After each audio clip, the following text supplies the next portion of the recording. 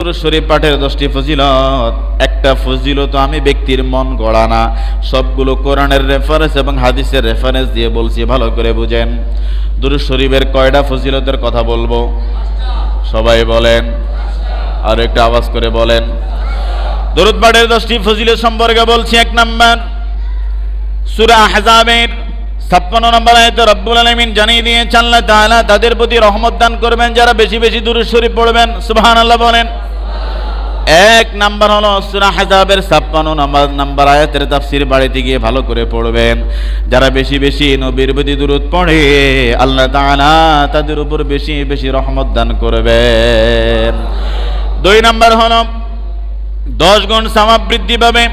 মুসলিম শরীফের বর্ণনায় আসছে, কোন মানুষ যদি একবার প্রিয় হাবিবের উপর দুরূদ ও সালাম পড়ে রব্বুল আলামিন 10 গুণ সওয়াব ওই বান্দার আমলনামায় দিয়ে দিবে। সুবহানাল্লাহ। 3 নাম্বার হলো, একবার যদি কোনো বান্দা বান্দি প্রিয় হাবিবের উপর দুরূদ ও সালাম পড়ে, মুসলিমের বর্ণনায় আসছে রব্বুল আলামিন 10টি গুনাহ তার আমলনামা থেকে মাফ করে দিবেন। সুবহানাল্লাহ বলেন। 4 নাম্বার হলো, একবার যদি কেউ রাসূলের উপর দুরূদ ও সালাম পড়ে আল্লাহ তাআলা 10টি মর্যাদা ওই বান্দা বান্দির বৃদ্ধি করে দিবেন। সুবহানাল্লাহ। 7 নাম্বার হলো, আমাদের জীবনের মধ্যে চিন্তা এবং কষ্ট আছে না নাই? আওয়াজে মনে হয় কড়ইয়ার জমিনে কারো দুশ্চিন্তা কোনো কষ্ট কারো জীবনে নাই না? আছে, আছে, আছে। জামিয়া তিরমিজির বর্ণনায় আসছে, কোন মানুষ যদি চিন্তা মুক্ত হতে চায়, কোন মানুষ যদি কষ্টকে লাঘব করতে চায়, তাহলে সে বেশি বেশি যদি প্রিয় নবীজির প্রতি দুরূদ ও সালাম পড়ে। জামিয়া তিরমিজির বর্ণনায় রব্বুল আলামিন হাবিব জানায়া দেয়, চিন্তা এবং কষ্ট মুক্ত যদি হতে চাও বেশি বেশি আল্লাহর হাবিবের উপর দুরূদ শরীফ পড়ো। সুবহানাল্লাহ। তাহলে বেশি বেশি দুরূদ শরীফ পড়ার মাধ্যমে চিন্তা এবং কষ্ট যিনি দূর করবেন তিনি কে? 8 নাম্বার হলো, মুসলিম শরীফের বর্ণনায় আসছে ফেরেশতাদের দোয়া প্রাপ্তি হওয়া। ফেরেশতারা প্রতিদিন একদল ফেরেশতা ফজরের পরে দুনিয়ার জমিনে আসে। সুবহানাল্লাহ বলেন। এই দল ফেরেশতা সকাল থেকে সন্ধ্যা পর্যন্ত আপনার কল্যাণ কামনা করে। আবার আরেক দল ফেরেশতা মাগরিবের সময় যখন দুনিয়াতে অবতরণ করে, সকালবেলা আসা যেই শিফটের ফেরেশতা তারা চলে যায়, তারা কিয়ামত পর্যন্ত আর তোমার হিসাব করার জন্য, দোয়া করবার জন্য আল্লাহ তাআলা আর পৃথিবীতে পাঠাবে না। সুবহানাল্লাহ বলেন। তাহলে আল্লাহ তাআলার কাছে কত lakh lakh crore crore million trillion octillion ফেরেশতা রয়েছে। একদল ফেরেশতা জমিনে সকালবেলা আসে তোমার জন্য দোয়া করে, তোমার কল্যাণ কামনা করে।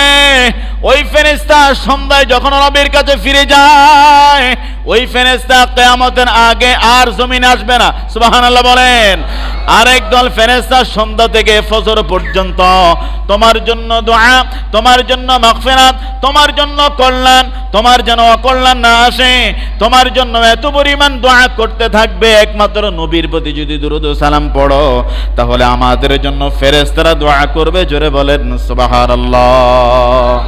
ফেরেশতারা যদি রবের কাছে আমার জন্য দোয়া করে, বলেন তো দেখি দোয়াটা কি কবুল নাকি কবুল না? কারণ ফেরেশতারা কোনোদিন হারাম খায় নাই, ফেরেশতারা মিথ্যা কথা বলে নাই, ফেরেশতারা কোনোদিন কারো জমির জন্য কাউরে মাথা বাড়ি দেয় নাই। কথা কয় না? ফেরেশতারা কারো ক্ষতি করছে?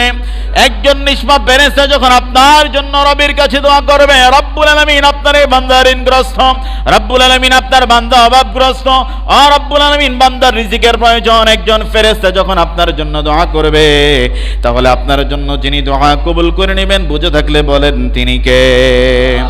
9 নাম্বার হলো, জামিয়া তিরমিজির বর্ণনায় আসছে নবীজি আমার হযরত মুহাম্মদ রাসূলুল্লাহ সাল্লাল্লাহু আলাইহি ওয়াসাল্লামের প্রতি পৃথিবীর কোন উম্মত যদি বেশি বেশি দুরূদ ও সালাম পড়ে রব্বুল আলামিনের হাবিবের নিকটবর্তী হবে বেশি দুরূদ শরীফ পড়ার কারণে। সুবহানাল্লাহ। আপনারা কি আপনার নবীর নিকটবর্তী হতে চান না? একটু জোরে বলে না। চেয়ারম্যান যখন সালিশে বসে, বিচার শুরু হয়ে 4টায়, 9টা বাজে চেয়ারম্যানের পরিচিত একজন ব্যক্তিত্ব ওই ময়দানে উপস্থিত হলো। এখন চেয়ারম্যান সাহেব হাত দিয়ে বলতেছে আসেন, সামনে আসেন।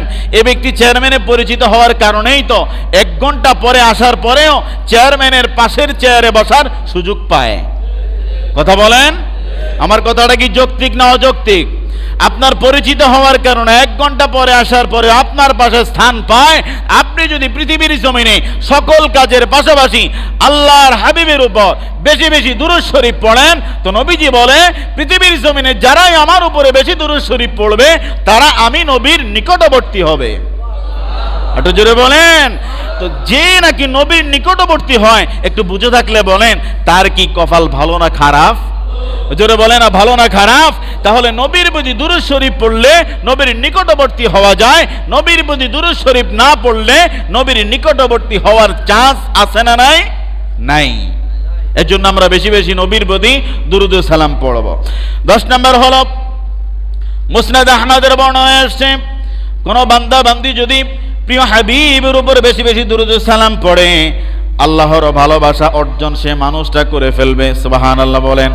আল্লাহ তাআলা যদি আপনাকে ভালোবাসে, এবার বলেন তো দেখি আপনার বিপদ, আপনার মুসিবত, আপনার সমস্যা, আপনার মামলা, আপনার হামলা, আপনার বিবি কথা শুনে না, ছেলে চোর, মেয়ে বাটপার, এ ধরনের যত কার্যক্রম সমাজের মধ্যে সংগঠিত হয়, আপনি যদি রব্বুল আলামিনের ভালোবাসা পেয়ে যান, পৃথিবীর কোন ধরনের বিপদ আর আপনার কাছে আসতে পারে না।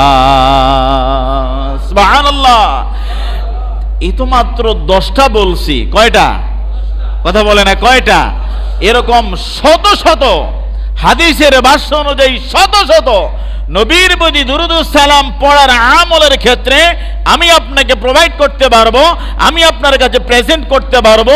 মনে রাখতে পারবেন না বলে বেশি বললাম না, মাত্র 10টা বললাম।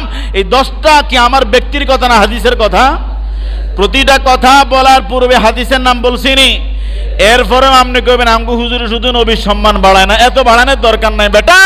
আমি নবীর সম্মান বাড়ানোরও কেউ না, কমানোরও কেউ না। আল্লাহর হাবিবের সম্মান আল্লাহ তাআলা বাড়িয়েছেন। আর জোরে বলেন না, নবীর সম্মান কে বাড়াইছে? একটু জোরে বলেন, নবীর সম্মান কে বাড়িয়েছে? আমরা নবীজির সম্মান চাই কি চাই না? হাত তুলে দেখাই। নারে তাকবীর, নারে তাকবীর, নারে রিসালাত। সবাই বলেন নারে রিসালাত। হাত নামান। তাহলে নবীর সম্মান কে দিছে? জোরে বলে না কে দিছে? আমি তো সামান্য একজন মেসেঞ্জার মাত্র, আমি তো একজন বার্তাবাহক মাত্র, আমি তো একজন আপনার কাছে তথ্য পৌঁছানো দেনেওয়ালা মাত্র।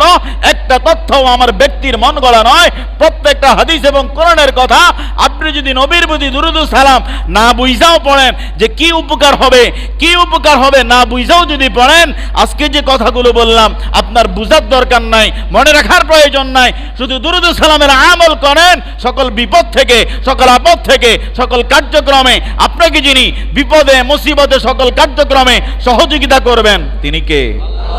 আওয়াজ হয় নাই, বলেন তিনি কে? আর একটা আওয়াজ করে বলতে হবে তিনি কে? তাহলে নবীর প্রতি দুরূদ ও সালাম কি মাঝে মধ্যে পড়বেন না সব সময়? জোরে বলেন, মাঝে মধ্যে না সব সময়?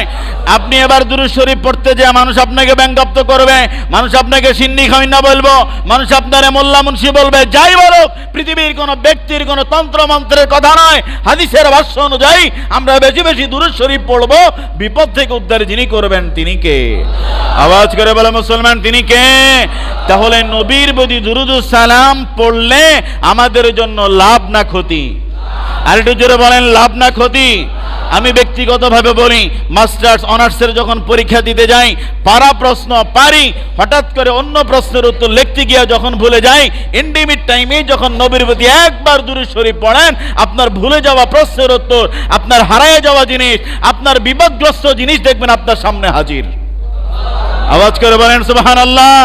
তাহলে নবীর দুরূদ শরীফের পাওয়ার কম না বেশি? জোরে বলে না কম না বেশি? তাহলে নবীর প্রতি আজকে থেকে আমরা দুরূদ শরীফ পড়বো তো ইনশাআল্লাহ? আওয়াজ করে বলতে পারি ইনশাআল্লাহ। আল্লাহ আমাদের সবাইকে নবীর তরিকায় যেইভাবে চললে, যেইভাবে করলে বললে লেনদেন সকল কার্যক্রম আল্লাহর কাছে কবুলকৃত হবে, আল্লাহ যেন আমাদের সবাইকে নবী প্রেমিক মুসলমান হিসেবে কবুল করেন। পড়ি আমিন। আর একটু জোরে পড়েন আমিন।